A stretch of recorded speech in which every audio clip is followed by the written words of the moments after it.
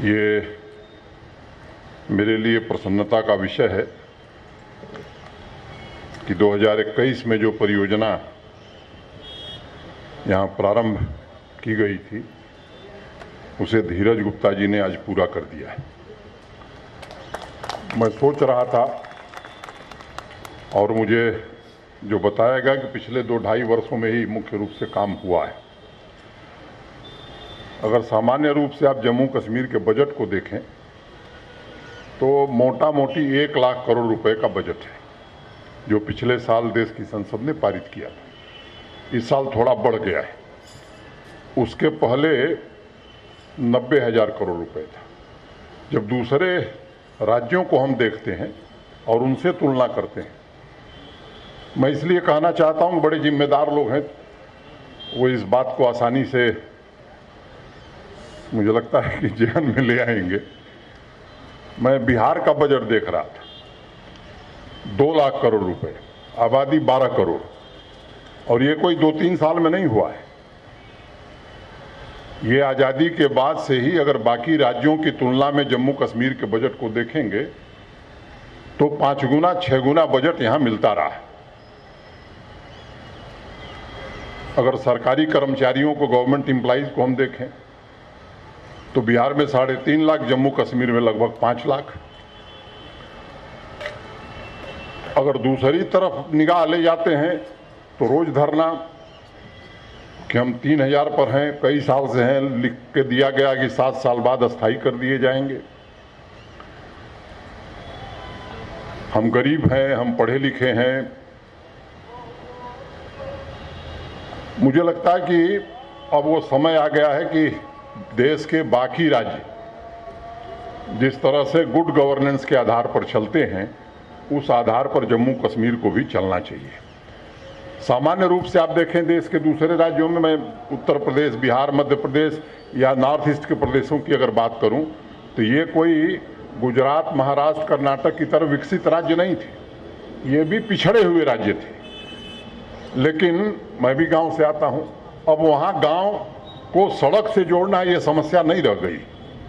पिछले 6 वर्षों में, खासतौर से 2000 में जब श्रद्धेय वाजपेयी जी देश के प्रधानमंत्री बने और प्रधानमंत्री ग्राम सड़क योजना शुरू हुई तो मोटे तौर पर पहला जो मानक था 1000 की आबादी के ऊपर के गांव, फिर 500 की आबादी के ऊपर के गांव, फिर 250 की आबादी के ऊपर के गांव, ये गांव सड़क से जुड़ गए। सामान्य रूप से यूपी, बिहार जैसे राज्यों में भी गांव में 20 घंटे 22 घंटे बिजली रह रही।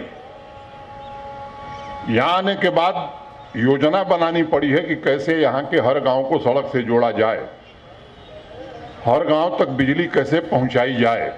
मुझे लगता है कि मैं इसलिए कह रहा हूं कि जरा मीडिया के भी साथी हैं, रोज अच्छी अच्छी खबरें भी लिखते हैं और प्रबुद्ध लोग भी हैं जम्मू नगर के, इनको विचार करने की जरूरत है कि आखिर ये जो एक सभ्य समाज की न्यूनतम नागरिक आवश्यकताएं, बजट इतना बड़ा होने के बावजूद भी हम प्राप्त नहीं कर सके। इसमें मैं किसी को दोष नहीं देता और मैं ये कहना चाहता हूं कि हमने इसकी कार्य योजना हम सबने बनाई है और खुलेआम, खुले तौर पर कहना चाहता हूं कि ये 3 वर्ष में अब कोई गांव नहीं होगा जहां सड़क नहीं होगी।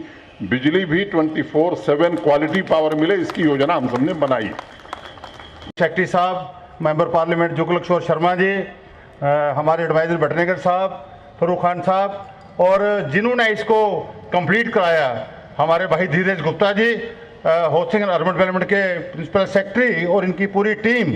यहाँ पर मेरे सामने बैठे हुए हमारे भारतीय जनता पार्टी के अध्यक्ष रविंदर रैना जी, कविंदर गुप्ता जी, डॉक्टर निर्मल सिंह जी, मेरे साथ हाउस में डिप्टी मीडिया, प्रेस के सदस्य और प्रिय साथियों, आज इस बस स्टैंड और मल्टी लेवल पार्किंग कॉम्प्लेक्स के लोकार्पण के शुभ अवसर पर आप सभी का बहुत बहुत स्वागत है।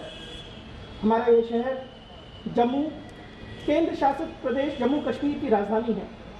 प्रतिवर्ष यहाँ लगभग 80 लाख श्रद्धालु श्री माता वैष्णो देवी जी की पवित्र यात्रा के लिए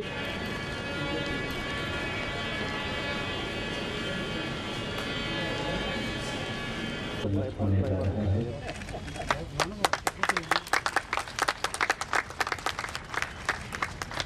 सर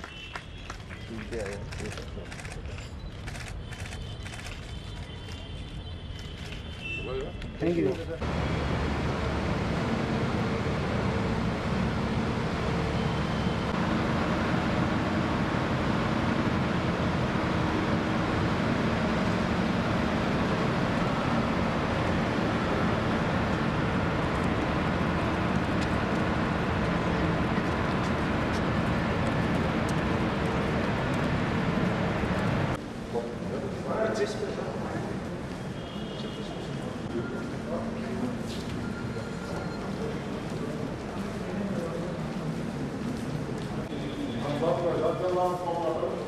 विंटर रिपोर्ट की तैयारी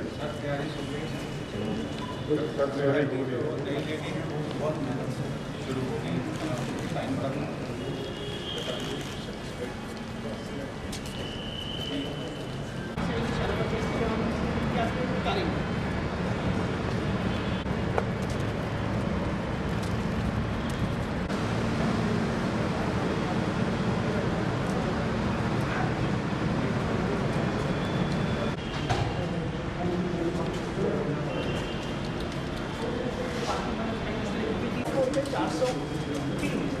कार स्पेसेस हैं और लगभग 50 स्कूटर की तरह।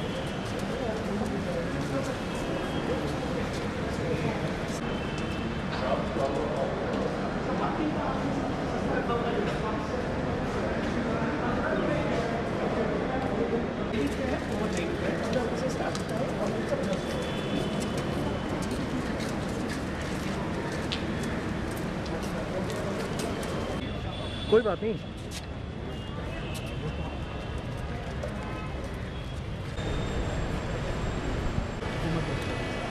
नंबर रोड है, इसके 4 60,000 में टोटल 59 है। येलो वाली जो है इसको हमने बिड निकाला हुआ है, ऑक्शन किया है। यहाँ पर सर 10 बसेस जो हैं ये डीबोर्डिंग पे आएंगी, ये वाली जो एक्टिव आएंगी यहाँ से आएंगी शाला रोड से, यहाँ से शाला रोड से 10 वाली, और ये जो है ये डिपार्चर रोड पे है। टोटल 1312 कार स्पेसेस हैं, लगभग 150 स्कूटर के हैं। 160